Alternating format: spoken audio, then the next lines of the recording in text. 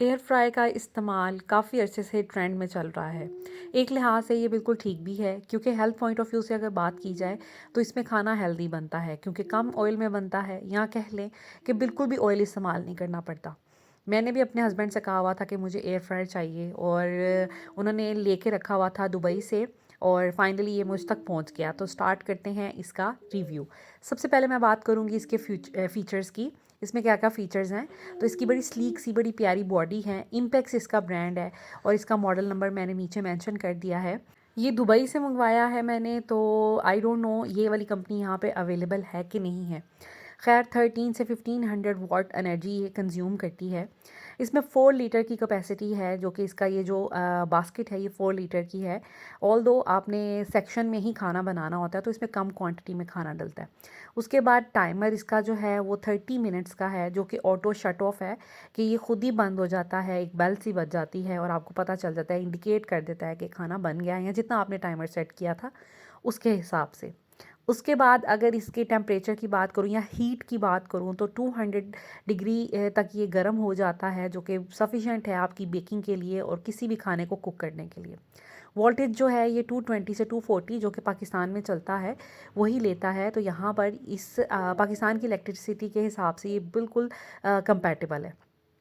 अगर हम इसकी प्राइस की बात करें तो 15,000 रुपीज़ में ये हमें मिला है, क्योंकि सेल लगी हुई थी तो वहाँ से हस्बैंड ने लिया था।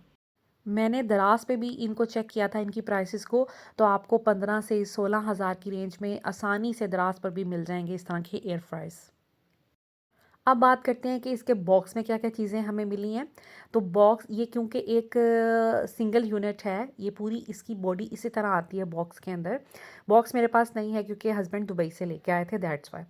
तो यहाँ पर हमें बास्केट मिलती है। इसके अंदर 2 बास्केट्स हैं, जस्ट लाइक एक मेन बास्केट है और उसके ऊपर एक और बास्केट है। अक्सर एयर फ्राई में ऐसा होता है और अक्सर में नहीं भी होता, एक ही यूनिट मिलता है। तो इसमें डबल बास्केट्स हैं।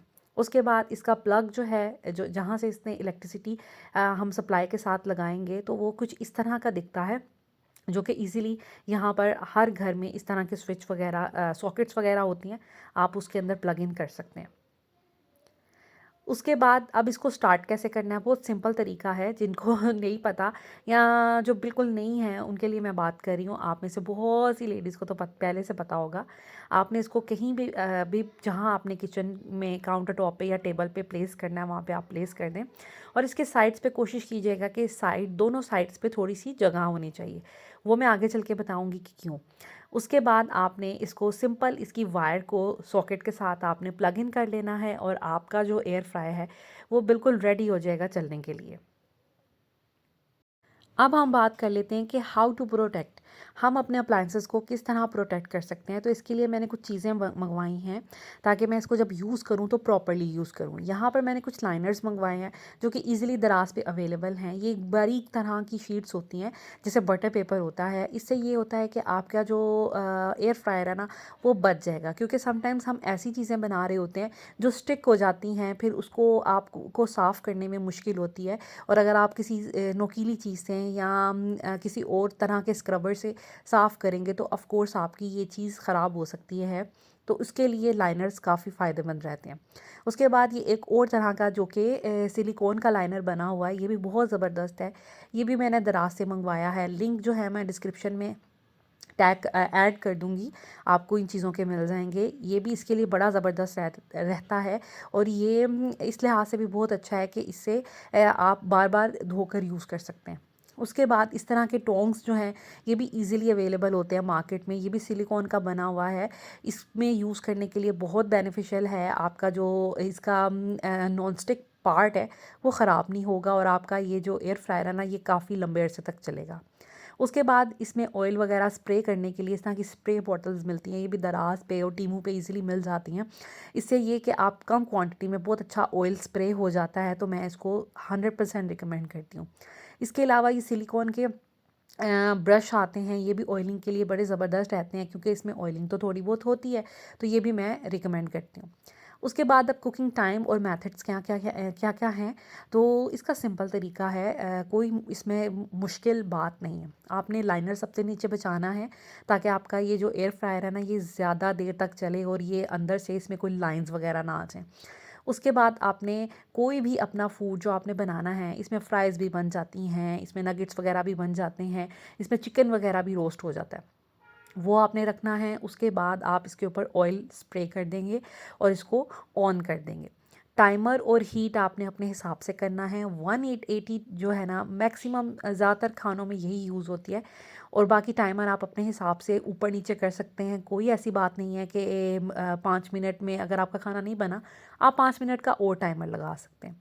इसके अलावा इस तरह का ये जो टोंग मैंने आपको बताया था, इससे ये होता है कि आपको कोई भी चीज़ फ्लिप करनी हो, आपने टोस्ट वगैरह करना होता है, जैसे हम आम खाने में करते हैं, तो टोस्ट और फ्लिप हम करते हैं आम खाने में, तो एयर फ्राई में भी ज़रूरत होती है। और एक तरफ आपने अगर ऑयल लगा दिया है, दूसरी साइड पे भी आप ऑयल लगा सकते हैं और बड़े आसानी से इसको दोबारा कुक कर सकते हैं।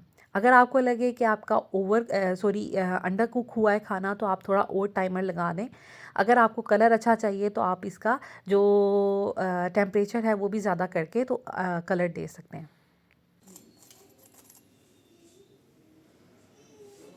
ये नगेट्स जो मैंने बनाए थे, ये अच्छे से कुक भी हो गए थे और बड़े अच्छे ऊपर से क्रंची भी हो गए थे, तो ये ज़बरदस्त है। उसके बाद आप इसको आसानी से निकालें और इसको बास्केट में फेंक सकते हैं। ये आपको थोड़ा महंगा पड़ सकता है, वैसे तो ये 2-250 रुपये की काफ़ी ज़्यादा शीट्स आ गई थी, लेकिन अगर आप ये नहीं यूज़ करना चाहते और पैसों को बचाना चाहते हैं, तो फिर आप इसके अंदर सिलिकॉन की लाइनर भी रख सकते हैं, जो कि आपका कॉस्ट को काफ़ी हद तक बचा लेंगे। और जब भी आपने कुकिंग करनी है, आप उसके वो रखें और उसके बाद उसको वॉश कर लें। और मैं उसको ज़्यादा आपको रिकमेंड करूँगी, क्योंकि इन्वायरमेंटल वो जिसे कहते हैं इन्वायरमेंट फ्रेंडली भी है वो सिलिकॉन के लाइनर, क्योंकि आपको ज़्यादा गार्बेज आप फैलाएंगे नहीं, और ये कि बार बार एक चीज़ को इस्तेमाल करके आप धो लें बस। लेकिन अच्छे से किसी भी लाइनर पे इन्वेस्ट कीजिएगा जो सिलिकॉन का बना हुआ है, कि वो कोई अच्छा सा लीजिएगा जो जल्दी ख़राब नहीं हो और जिसका मटेरियल भी अच्छा बना हो। उसके बाद यहाँ पर मैं एक पैटी बनाऊँगी। मैंने सोचा कि क्यों ना मैं पैटी बना के देखूँ, कि चलें नगेट्स तो हैं, हमने उसको बना लिया, लेकिन ये पैटी किस तरह की कुक होती है, इसका कलर किस तरह का आता है। तो मैंने तैयार कर ली थी, मेरे पास चिकन की फिलिंग पड़ी हुई थी और इसके अलावा ये पैटी भी घर में पड़ी हुई थी, तो मैंने जस्ट एक्सपेरिमेंट मैंने इसको इसके अंदर रखा और उसके ऊपर थोड़ी सी ऑयलिंग की। अच्छा, यहाँ पे एक बात बताना चाहूँगी, आप चाहें तो स्प्रे बॉटल, कुछ चीज़ें जिसमें आपको क्रम्स वगैरह गिरने का, जैसे पिज़्ज़ा हो गया और कुछ नगेट्स हो गए जो फ्रेश हम घर में बनाते हैं, उसमें ये होता है कि ब्रश से अगर आप ऑयलिंग करेंगे तो ऑफ़ कोर्स उसमें कोई चीज़ गिरने का और ख़राब होने का ख़तरा हो सकता है।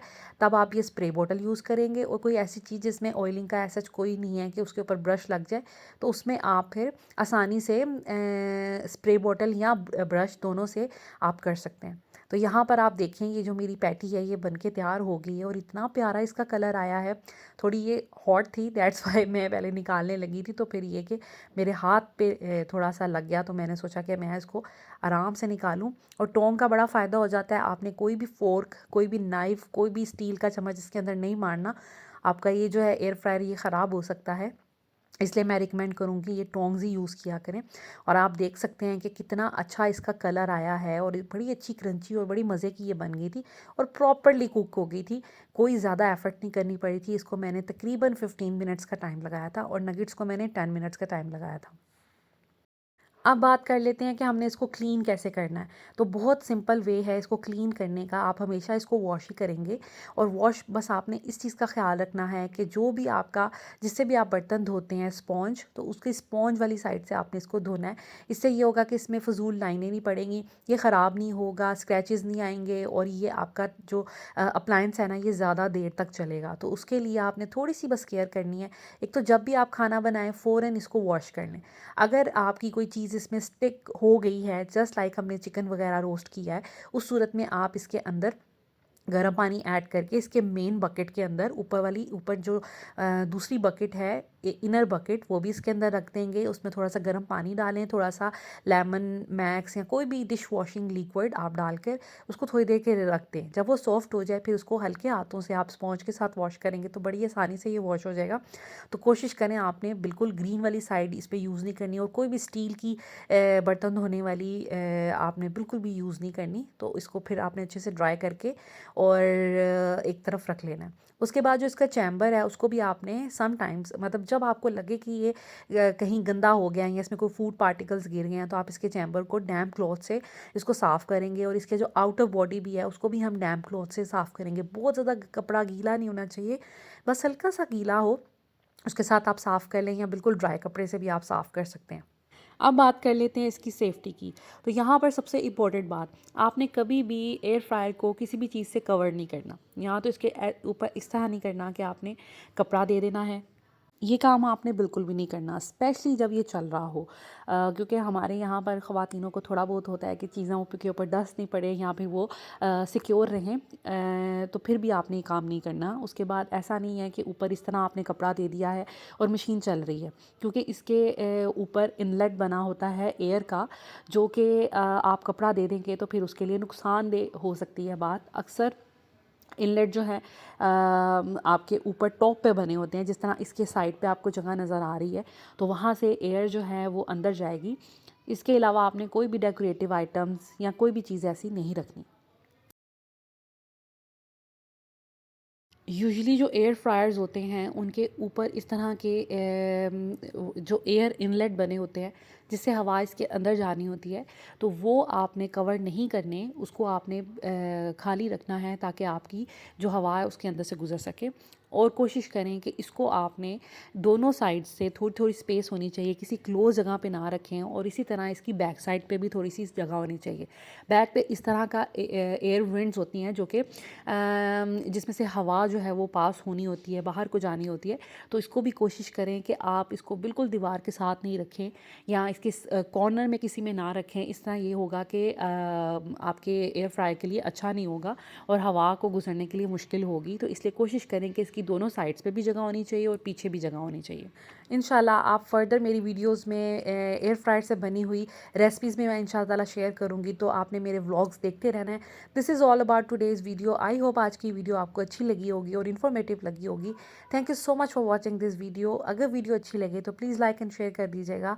टेक केयर, अल्लाह हाफिज़।